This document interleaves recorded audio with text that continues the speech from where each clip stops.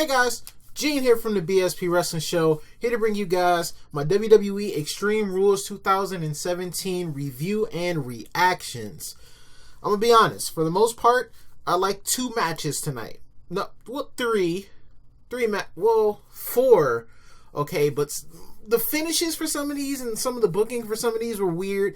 But that main event though, oh my goodness, we're going to talk about that main event. Apollo Crews lost on the pre-show to Kalisto, so, you know, screw that. I don't care about either one of them. We kick things off with The Miz and Dean Ambrose for the Intercontinental Championship. If Dean gets disqualified, he loses his title. And that's exactly the story they were going to tell. Early on, Miz was trying to get his best to get some heat and get Dean to DQ himself. He grabbed a chair to provoke Dean and kept slapping him in the face multiple times so that he would, you know, just lose it and go after him without breaking the 5 count. Match did get a little competitive. Dean tweaked his knee and The Miz took advantage of that. Slapped on a figure 4 leg lock.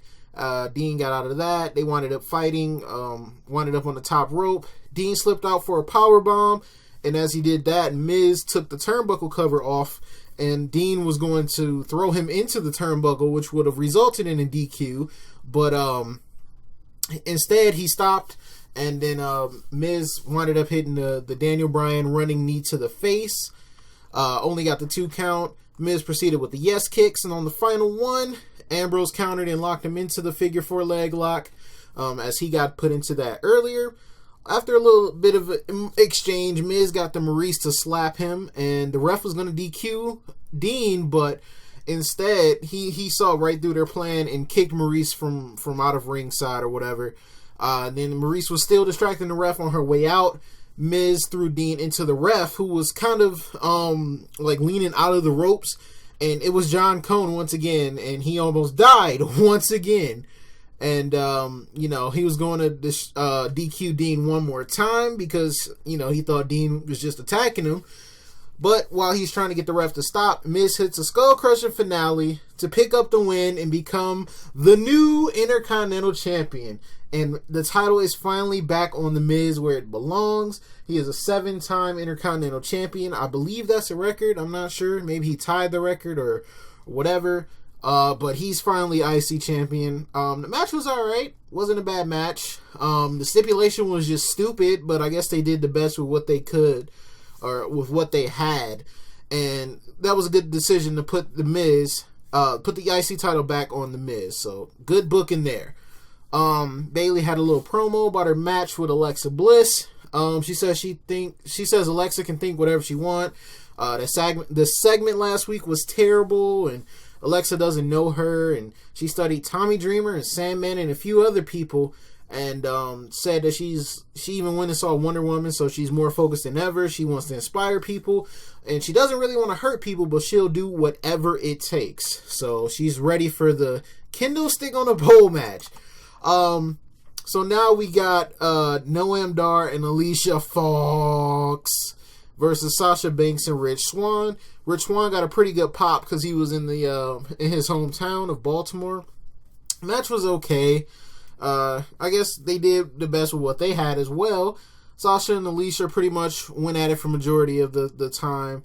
Swann got in, and after Dar got some heat, they fought to the outside a little bit. Sasha hit the double knees from the top rope onto Noam Dar. After that, Swann hit a Phoenix Splash, and they picked up the win. Easy win, whatever. Who really cares? The Drifter, Elias Sampson, sung some type of song. I thought he was going to do something, but he didn't. Didn't have a match, but he maintained his heat, so that was a good thing. Then we get Alexa Bliss versus Bayley, and this is like the mixed tag match. It started the downfall of this whole show, and this women's match just, oh my god, it just brought the whole night down. First of all, they went 5 to 8 minutes at most. About 2 minutes into the match, the kendo stick gets knocked off the pole, completely eliminating the point of having it on the pole when it could have just been a kendo stick match. There was no reason for the kendo stick to be on the freaking pole. There was no point. There was really no point. They didn't incorporate that into the story at all. Bayley was the first to grab it. She chased down Alexa for a minute, and she hesitated, hitting her. Alexa Bliss speared her, grabbed the kendo stick, and that was pretty much all she wrote. Bayley ducked a kendo stick shot and hit the Bayley to belly. She didn't go for the pin, which I don't know why. Well, probably because she took a ton of kendo stick shots and was selling that. But instead, the kendo stick gets set up in the corner. Yes, like how a table gets set up. They set up a kendo stick into the corner. Alexa throws Bayley into it. She hits her shoulder. Then she hits her DDT. And that was it. I'm like, what? First of all, Bayley didn't get not one shot in with the kendo stick. Not one. She didn't hit her one time. So that was pointless. She loses her rematch. So now she's out of the running for the Women's Championship. The match itself was stupid. The stipulation was stupid. Everything about this was just terrible. I don't understand what we're doing here. Why did we give them 8 minutes? Why? This is a pay-per-view. Come on. You could give them more time than that. They could have made that way better. The segment on Raw, the This Is Your Life, that sucked, and this match sucked. I just completely don't understand the point of this match. I know. Alexa pretty much squashed her. If you think about it, she pretty much squashed Bayley. Anyway, next we had the Raw Tag Team Championship match. The Steel Cage, the Hardys, who were the champions, versus Cesaro and Sheamus. It was a steel cage match. You know, you had both teams trying to escape. Now, this is where I got confused. Because they said the rules for this match were there was no pinfall or submission. The only way to win the match is both members of the team have to escape the cage. These are the rules that JoJo said while they were introducing everybody. So, midway during the match, Jeff Hardy escapes. He gets out. So now all we need is for Matt Hardy to get out. But it was kind of hard because he was getting double teamed, right? Okay, cool. So Jeff finally gets back into the ring. He climbs up the steel cage, hits Whisper in the Wind from the top to hit on Cesaro and Sheamus. And then the ending of the match was Cesaro and Sheamus climbing out, and then Matt Hardy trying to drag Jeff Hardy back out the cage. Because what they said on commentary was that since Jeff Hardy re-entered the cage, he had to escape again. When has that ever been a thing? That was completely stupid. It made no sense. It made the match feel less than what it already... I mean, it was a good match. I was enjoying it until that happened. And then I got completely confused. I stopped paying attention to the match. I'm just like, wait a minute. What type of rule is that? They're just making up rules as they go. And it's so stupid. I don't understand. This could have just been a fine match. Okay, the Hardys lost the titles. Whatever. Who cares? But it was just the rule confusing me. I could only imagine how everybody else felt who was there. Because they didn't really explain. Because we were listening to commentary if you were, watching on the network or something. But they didn't explain to the crowd that since Jeff Hardy got back into the match, he didn't have to escape again. So I'm sure there were some people who were there live who were confused. Like, hold up, Jeff already escaped, so if Matt escapes, that's it. But I guess that's a new rule now, that if you re-enter the match in a tag team championship match, or a tag team steel cage match, then you gotta re-escape. That's so stupid. I wish they would have made that a thing while they were making this match, but fine, whatever. Next, we get Neville versus Austin Aries. I did enjoy this match. This was a cool match. It was a submission match. Very technically sound match between these guys. Neville, picked at Aries' knee. That's been hurting him for these past few months. Neville's still trying to get by the best way he can, trying to retain his championship. At Payback, he threw the ref. WrestleMania, he gouged the eye socket, the repaired eye socket that Austin Aries had. He's just been doing any and everything. And it seemed like Austin finally got his number. He finally got Neville. But it didn't happen. He kept putting them in submissions at the end, of course. They were going back and forth with the submissions. But Austin Aries locked in last chancery and didn't let go because I don't think there's any... Is there rope break? I don't know. I don't know if there's rope break in a submission match. but they fell to the outside. He put Neville in the last chancery, and Neville tapped out, but they were on the outside of the ring, so Austin couldn't win the match. He had to get him back into the ring.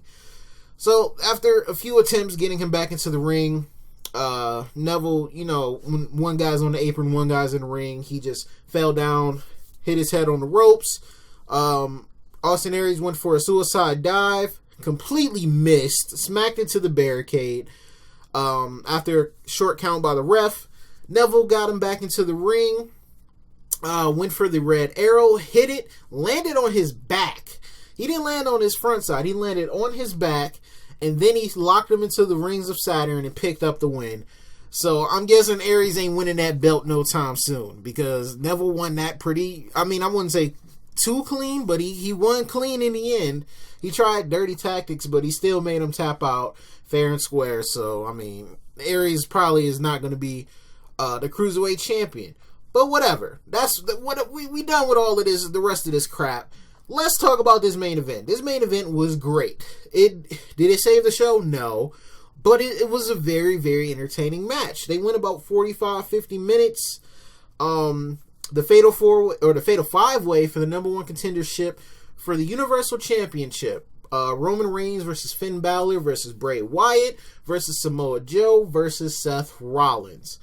I was literally laughing at the beginning of this match because nobody went after Reigns after he just stood there in the ring and was just like, what the hell? You guys just gonna fight each other? Alright, I'm gonna just stand there. Everybody got their moment of dominance in this match. Reigns was Samoan dropping people and doing big dog things. We had Samoa Joe and Bray Wyatt team up to take out everybody with steel steps. Seth fired up, got his offense in. Bray said screw that and grabbed a steel chair, started hitting everybody. T's hitting Samoa Joe, but they still remained a cohesive unit, at least for a little bit. He set the chair on Finn. He set him up for a running senton so that Samoa Joe could hit. And then Bray Wyatt returned the favor with another running senton. So Finn was getting double teamed. He fought out of that. He fired up. Reigns got back in to do more big dog things. Samoa Joe started fighting with him. Joe and Bray started to break down as a cohesive unit. Joe got pissed at Bray. They started fighting. They shouldn't have teamed together in the first place, but, I digress. I don't really understand why they did that. Finn came back with a chair, caused more trouble, started decapitating people with his feet. Finn took apart one of the announce tables to set Bray on it, and before he could do anything to him, Joe put Finn in a coquina clutch. They walked over to the barricade, and then out of nowhere, they were speared to hell by the Roman and the Reigns. Then Seth goes to... Yeah, this match was chaos. Then Seth went to the top rope, frog splashed Bray through the announce table. Roman and Seth were in the ring together, kind of like the last two standing at that point. Everybody was out. Seth caught a Superman punch. Then Reigns went for the ooh-ah, and then went for a spear, but he was met by a roll-up. Seth only got a 2 count. Seth went to the top, landed a frog splash, 2 count. Bray came back to stop Seth from doing a Phoenix Splash. Went for a Sister Abigail on him. Threw him, because Reigns came out of nowhere. Went for a Sister Abigail on Reigns. Reigns countered that. Superman punch. Reigns took a buckle bomb from Seth Rollins. Superman punch, because big dog things. That's why.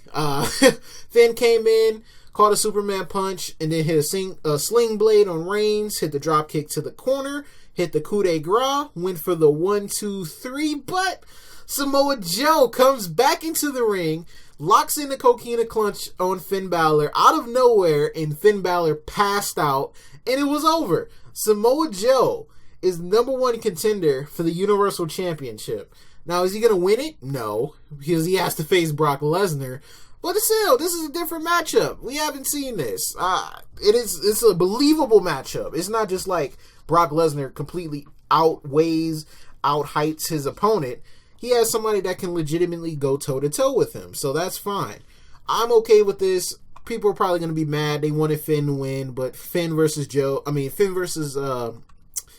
what's his name? I freaking forgot the Universal Champion's name. Brock Lesnar because he hasn't been there. That wouldn't have been a good match. I don't really want to see Finn versus Brock. That's not something that would entertain me. But Samoa Joe and Lesnar, on the other hand, is a whole different dynamic. So I can't wait to see that. They pretty much just sold Great Balls of Fire, even though that's a terrible name for a pay-per-view. But they just sold it. Samoa Joe comes out on top. That was Extreme Rules. I could really care less about 95% of this. But that main event for sure. The Neville and Austin Aries match was pretty good. Those two were probably in the running for match of the night. And of course, Miz taking back the IC title is always a good thing with me. So yeah, let me know what you guys' favorite moments of Extreme Rules were. Let me know what you guys thought about the pay-per-view as a whole. Did you think it was good? Did you think it sucked? I think it sucked for the most part. Better than an episode of Raw? Yes, but still as confusing as an episode of Raw at the same time. So, I don't know. Let me know down in the comments. Slap a like on the video if you guys enjoy. Subscribe if you guys are new. I'm going to attempt to do a Raw review tomorrow, so just bear with me. I haven't done one in a minute, but I'm just going to try to attempt to do one anyway. So I'll see you guys then. Thank you guys for watching. I'll talk to you guys later. Peace.